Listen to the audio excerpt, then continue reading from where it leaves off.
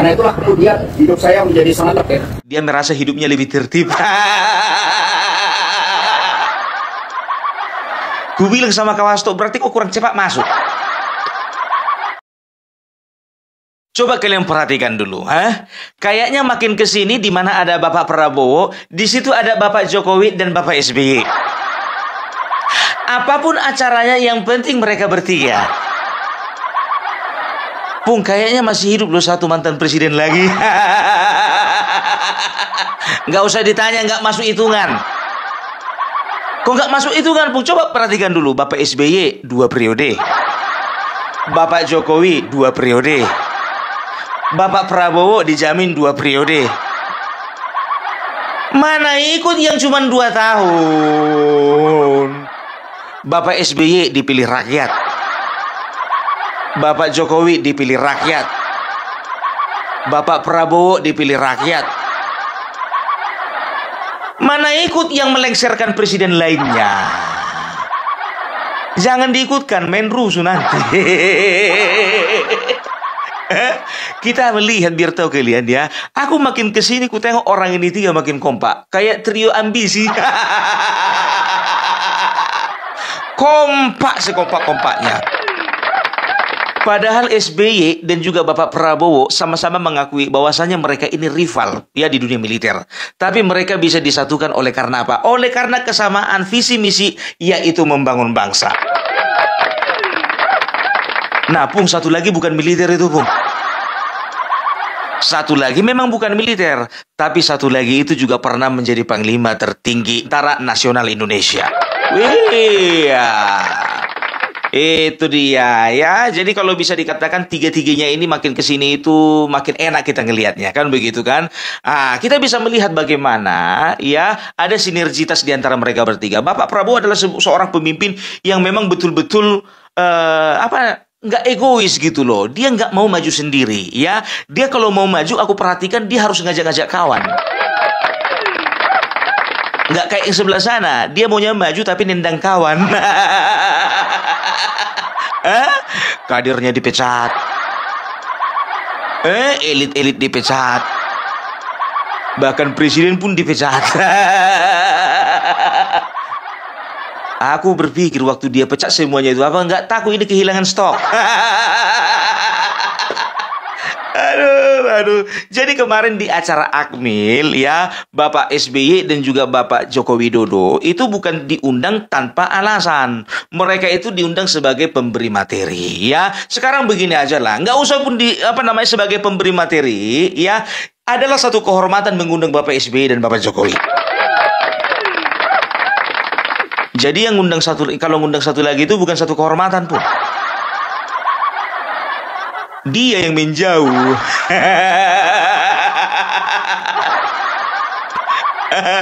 Aduh, udahlah ya. Kalau memang nggak mau ikut, nggak usah diikutkan. Repot nanti urusannya. Ya, jadi apalagi sekarang ya kita bisa lihat ya bagaimana Indonesia ini menghadapi tantangan yang lebih besar lagi ke depannya ya. Jadi presiden tidak bisa berjalan sendiri, presiden tidak bisa bekerja sendiri. Ya, jadi beliau harus bisa mengajak orang-orang yang kompeten. Berarti Bapak Jokowi kompeten, Pung? Sangat. Nggak usah ditanya lagi, sangat. Tapi dia bukan ketua umum, Pung. Nggak penting ketua umum, yang penting dia bisa menjadi teladan. Itu dia, ya kan, Pung? Sekarang begini, Pung. Kemarin itu ada video, ya, katanya Hasto, ya, katanya si Hasto itu Bapak Jokowi adalah bisa dikatakan adalah orang, ya, dibalik dari pelemahan KPK. Siapa yang bilang? Ya Hasto. Ya udah, kalau kayak gitu kita lihat dulu, ya, video dari Bapak Jokowi. Kita lihat ya. Ini ya, supaya kronologisnya itu harus beruntut dilihat, karena ini kan zamannya keterbukaan. Coba dilihat tahun 2015 ada inisiatif dari DPR untuk memasukkan revisi RUU KPK ke prolegnas. Coba dilihat lagi. Dan saat itu terjadi ketidaksepakatan antara DPR dan pemerintah, sehingga tidak jadi dibahas. 2016, 2017, 2018 juga ada upaya untuk melakukan pembahasan itu, tapi juga tidak terjadi. Baru tahun 2019 masuk prolegnas karena memang semua fraksi yang ada di DPR setuju, sampai pada akhirnya dibahas dan digedok di rapat paripurna atas semuanya atas inisiatif DPR. Sudah baca fraksi di DPR setuju, ya presiden kalau tidak urusan dengan semua fraksi, politiknya harus dilihat seperti itu. Tapi bukan dari sini ceng-ceng. Nanti kalau dilihat itu dicek ada beritanya semua. Dan sampai setelah diadakan, saya juga akhirnya tidak ada coba dilihat lagi. Ya. Tapi kan aturannya tetap 130 hari bisa berlaku. Oke, ya lanjut. Ya tadi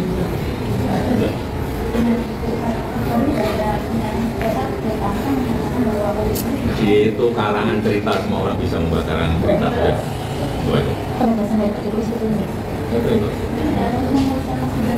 Hubungannya apa? Coba pakai logika dong kita itu. Apa? Masa sudah mengumpulkan hal yang kecil yang logika kita nggak pakai. Nah, apa katanya? Hasto ngawur. Ya, pakai logika toh, pakai logika. Pak Jokowi nggak bisa lagi didengar, udah di penjara dia. Ya sudah jelas-jelas bahwasannya dikatakan revisi Undang-Undang KPK ya itu inisiatifnya itu dari DPR dari tahun 2015. 1 tahun Bapak Jokowi menjadi presiden ya, ternyata DPR sudah merancangkan revisi Undang-Undang KPK yang isinya ada sekitar 26 poin yang melemahkan KPK. Kan begitu ya. Jadi apa-apa saja yang melemahkan KPK. Yang pertama ada pelemahan kekuasaan KPK ya. Karena apa? Poin pertama itu ya. Karena KPK harus ada di rumpun eksekutif. Artinya apa? KPK harus berada di bawah presiden ya. Sedangkan Bapak Jokowi sendiri tidak setuju jika KPK di bawah presiden. Kan begitu. Nah, DPR memaksa supaya KPK ada di bawah presiden, padahal presiden kan nggak mau, kan lucu. Harusnya kan presiden senang, kan begitu. Nah, ini presiden tahu bahwasanya ya akan ada kelemahan-kelemahan yang dirasakan atau yang dialami KPK ketika ada presiden-presiden yang menyalahgunakan wewenang nantinya, kan begitu ya. Jadi dia tidak setuju walaupun dia presiden. Emang dia tahu dia bakalan 2 periode? Nggak tahu. Tapi dia komit untuk tidak melakukan pelemahan terhadap KPK. Ya, itu dia. Padahal DPR memaksa ini. Karena mereka tahu, kalau sekarang dari PDI, besok mana tahu dari Golkar. Mana tahu besok dari Nasdem. Jadi suka-suka presiden lah sama ketua KPK, kan begitu ya. Setelah itu yang kedua ya, poin kedua itu diantaranya adalah bahwasanya pimpinan KPK bukan lagi sebagai pemimpin atau penanggung jawab tertinggi. Ya, ada bagian di dalam pasal-pasal tersebut yang menyatakan bahwasanya pimpinan KPK atau ketua KPK bukan lagi pimpinan tertinggi. Ini kan gawat, kan begitu. Baru poin yang berikutnya adalah Dewan Pengawas KPK atau Dewas KPK ya, itu secara teknis lebih berkuasa daripada pimpinan KPK. Itu poin ketiga. Yang keempat ya, Dewan Pengawas KPK memiliki kewenangan di dalam penanganan perkara. Yang kelima ya, pimpinan KPK tidak boleh di bawah umur 50 tahun, harus di atas 50 tahun dan lain sebagainya. Itu dia, ikut tahu Pung, belajar cerdas. Coba lagi Pung, yang lain lagi Pung. Jangan cuma 5 itu aja Pung. 21 lagi apa Pung?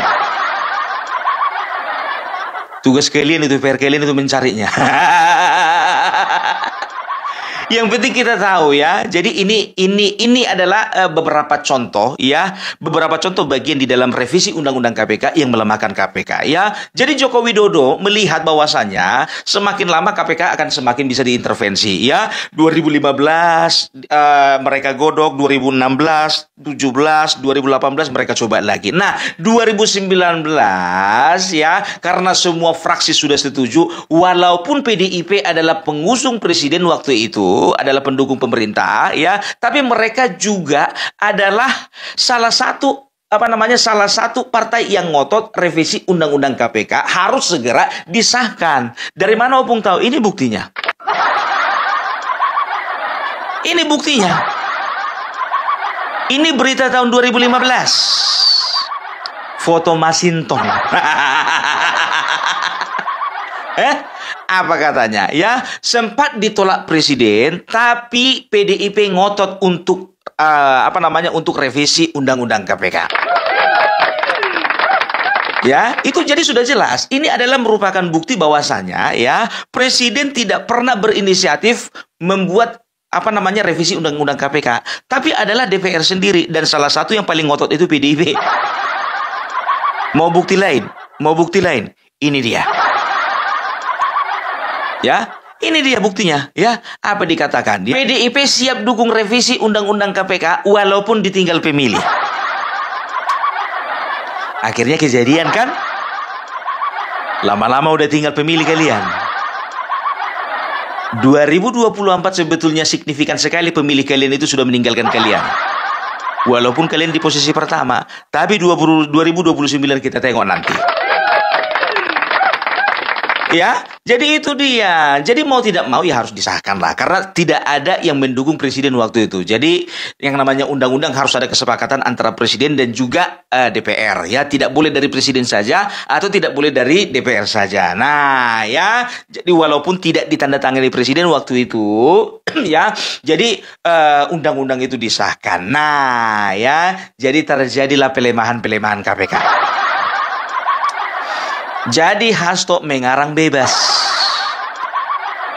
Ya, kalau Hasto ini kita udah kasih stempel, ini tukang fitnah, tukang hasut, provokator. Ya, itu dia. Jadi kita nggak tahu apa maksud dan tujuan dari DPR harus merevisi Undang-Undang KPK, ya. Dan ini 26 poin tadi yang kusebutkan tadi itu melemahkan KPK, ya. Ya, aku mensinyalir bahwasanya kalau tidak disahkan revisi Undang-Undang KPK ini, ya, bukan KPK yang lemah, maka DPR lah yang lemah.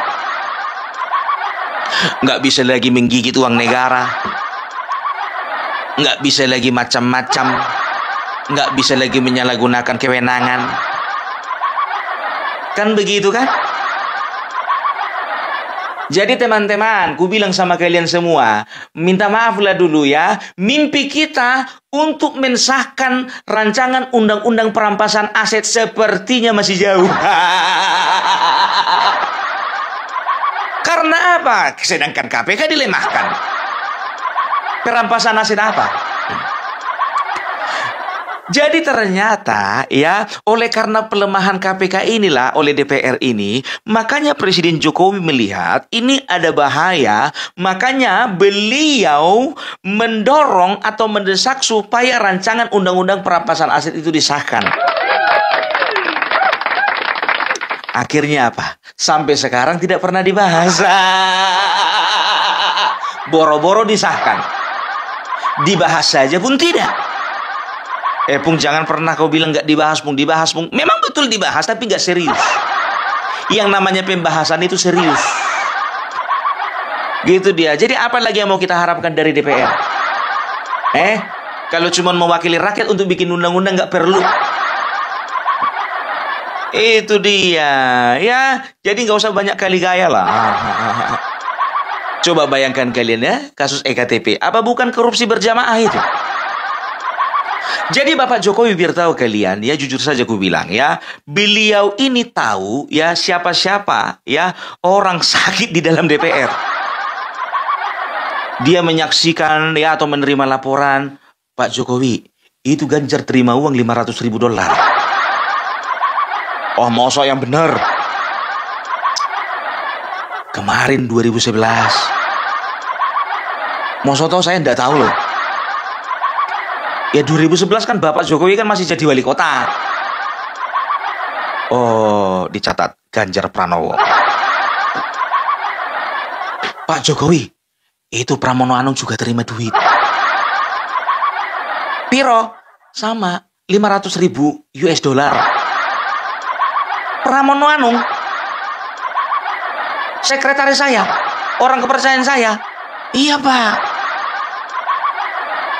Catat Pramono Anung. Siapa lah sopo meneh? Anak tetum. Mbak Puan. Iya, piro? Bodoh, 500.000. Catat Puan Maharani. Masih ada lagi yang nerima? Ada. Yasona Lauli. Catat. Ada lagi? Ada. Ada lagi? Ada. Ada lagi? Ada.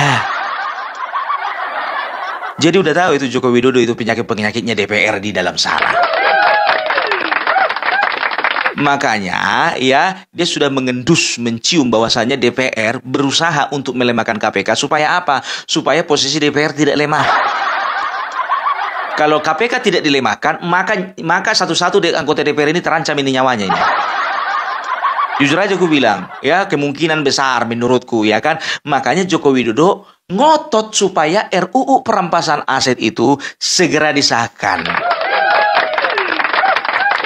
Tapi maaf, 1000 maaf, kalau aku jadi Joko Widodo, ya mungkin aku akan bikin pengumuman dan juga masukkan ke dalam pidato. Aku akan katakan kepada rakyat Indonesia, maaf rakyatku, saya minta maaf. Karena saya gagal untuk mendesak DPR mensahkan rancangan undang-undang perampasan aset.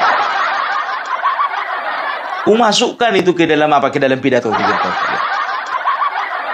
Jadi itu dia. Jadi jangan pernah dibilang ya dikatakan bahwasanya Bapak Joko Widodo adalah orang di balik pelemahan KPK. Tapi ya salah satu partai yang ngotot dan juga kepingin melemahkan KPK itu adalah PDIP.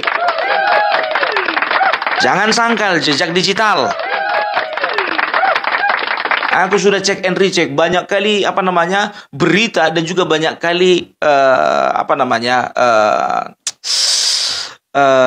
jejak digital yang menyatakan bahwasanya PDIP itu memang betul-betul mendukung RUU revisi undang-undang KPK ya. Jadi jangan pernah Hasto kan begitu kemarin begitu dia ya, dibilang katanya PDIP akan digigit oleh Joko Widodo, PDIP akan dilemahkan oleh Joko Widodo. Dari mana tahu Pak, kata wartawan. Nah, ini rekamannya. Rupanya rekamannya momen yang lain. Bocor. Aku paling benci sama kawan ini, jujur aja gue bilang. Dikit-dikit demokrasi. Dikit-dikit supremasi hukum. Dikit-dikit berjuang untuk rakyat. Tahu enggak kalian, di dalam katanya dia merasa hidupnya lebih tertib. Saya diterima dengan sangat baik oleh para tahanan yang lain, warga Merah Putih. Maka kemudian ketika saya dikenakan isolasi, banyak yang memberikan bantuan. Ada berupa kopi, teh, dan kemudian saya juga gelorakan semangat juang tentang Satyam Eva Jayate bahwa kebenaran akan menang. Dan kemudian disitulah saya merasakan bahwa gelora kemanusiaan itu sungguh-sungguh ada, sungguh-sungguh eksis. Karena itulah kemudian hidup saya menjadi sangat tertib. Setiap pagi olahraga. Ketika saya pertama melihat teman-teman olahraga rasanya kurang semangat, maka kemudian saya ajarkan untuk berolahraga bersama sambil menyanyikan lagu-lagu wajib. Maka lagu Maju Tak Gentar, kemudian Pancasila, Garuda Pancasila, semua lagu-lagu wajib kami nyanyikan secara bersama-sama. Bahkan gue bilang sama Kawasto, berarti kok kurang cepat masuk. Jadi bukan cuma hidupmu aja tertibkan, mulutmu itu pun juga bisa tertibkan. Apa dikatakan ya? Saya merasa senang di sini bersama dengan teman-teman di Gedung Merah Putih. Bilang gedung KPK. Bilang di dalam penjara. Saya merasa senang di dalam Gedung Merah Putih. Bilang aja saya merasa senang di dalam gedung penjara bersama-sama dengan teman-teman koruptor lainnya. Merasa senang. Kami sering sekali melakukan lagu-lagu wajib. Setelah masuk penjara lagu wajib kau. Waktu di luar penjara yang lain-lain lagumu. Kalah apa?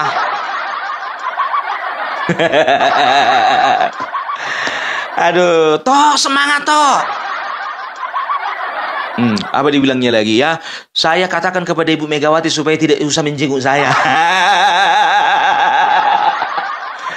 Saya sampaikan kepada beliau bahwa saya baik-baik saja. Tok boro-boro menjenguk kau. Kau udah diganti. Udah mau diganti kau. Masa cuman gara-gara kau partai itu mau ketinggalan? Sorry ya. Dadah Hasto. Ku bilang sama kau toh ya, tunggu 3 bulan lagi Ibu Megawati bakalan amnesia. Amnesia. Ya, ada kader contohnya, Bu. Bagaimana kabarnya si Hasto? Hasto yang mana? Hasto lo Bu Sekjen Ibu. Sudah lupa tuh. Yang mana ya? Tunggu, saya pikir-pikir dulu. Aha. Udah ingat Ibu? Belum. Amnesia toh, amnesia. Ya, jadi itu dia ya. Jadi kalau 2029 kita tengok nanti ya. Kita lihat nanti bagaimana PDIP ke depannya. Ingat ya, aku bilang sama kalian, satu-satunya momen ya PDIP untuk memperbaiki diri Kongres. Kalau mereka mau mempertahankan ya, nggak usah dulu menarik simpati dari masyarakat lain, yang mempertahankan aja lah. Kayak aku contohnya udah gak simpati lagi. Ya pemilih-pemilih yang tinggal di situ lah kalian pertahankan, ya kan gitu. Kalau mereka mau mempertahankan, ya itu ya mereka harus konsentrasi dan juga betul-betul betul-betul serius di dalam Kongres nanti. Itu dia. Dari sisi Demokrat, kalau ku bilang ya Bapak SBY ini pintar ini mengambil momen. Karena apa? Ini adalah momen Demokrat untuk menarik kembali kepercayaan masyarakat. Salah enggak salah. Makanya aku bilang mungkin Demokrat juga sudah berbenah diri ya. Demokrat juga sudah lebih wanti-wanti mengenai penanganan korupsi. Nah ya, jadi aku perhatikan pun juga ada beberapa kepala daerah ya yang berasal dari Demokrat. Luar biasa Demokrat ya. Demokrat kalau bisa ranking 3. PDIP nggak jadi ranking 3 Bung. Gak usah. Gerindra, Golkar, Demokrat, PDIP. Gerindra, Golkar, Demokrat, PKB, PDIP. Bisa terjadi loh, ya. Gerindra, Golkar, Demokrat, PKB, Partai Umat, PDIP. Aduh, jadi itu aja lah dulu dari Opung Parbelak ya. Jadi sudah terjawab semuanya, sudah dibantah oleh Bapak Joko Widodo ya mengenai pernyataan Hasto, dan sudah dibantah juga dengan jejak digital tadi, oke?